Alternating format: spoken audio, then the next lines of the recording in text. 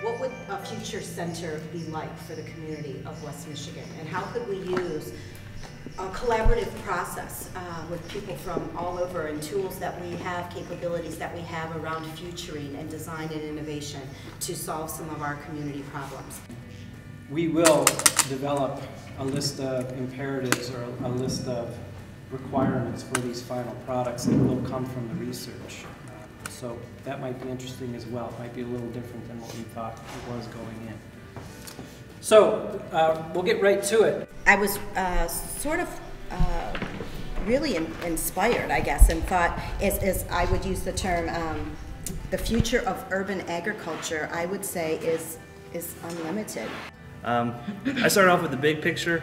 I took a sustainability class, and they harped on the fact that we're already at peak oil, and food and peak oil, how they're connected, is kind of a very complicated idea. Because me being a local farmer, I do the big scale farming. I knew nothing about urban farming.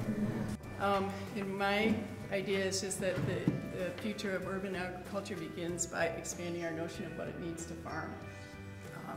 And I think of relationships, that farming is all about relationships. And so you can have something as small as containers on your porch growing food. To me, that's a farm. She talked about like symbiotic relationships with nature and like how nature's been basically sustaining itself without anybody stepping in to help them out. So we need to look to that as an example, like. And then, you know, here's another example. This is a picture of our Southeast Area Farmers Market, and that sort of the entrepreneurial activities. The more plants, like more rooftop farms you have, the more oxygen in the atmosphere, and it cuts down on pollution. So I was thinking that would be a really great idea, like for urban farming, is like capitalizing on your space, and you have all these buildings like taking up all the space, but you have just the tops of them, which are just blank. So these local farms where you're going to have to eat local foods, I have to give up bananas? I don't want to give up bananas. So we're going to have to figure out that issue. So with this internal farming with vertical farming inside, can we grow exotic foods? That's a big question for me. So what we wanted to do was get away from NPK fertilizer paradigm, what we've been doing for the last 50 years. And so we looked at worm castings. Or it doesn't necessarily have to be worm castings, but a way to take this linear system. And it's a hydrogen rail proposition.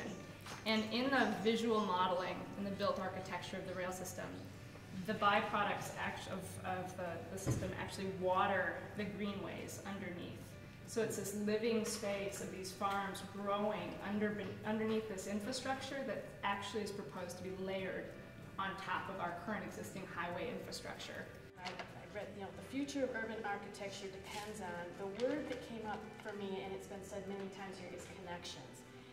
And I thought about it from two different angles. The relationship, we've talked about, from one to many.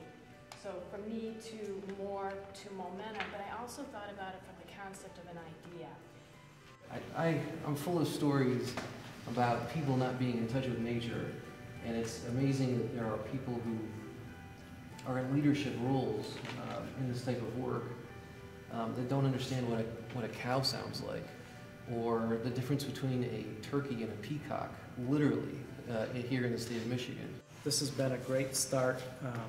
The team on Wednesday is going to go through this again, and we're going to start to make more of a formal document on it.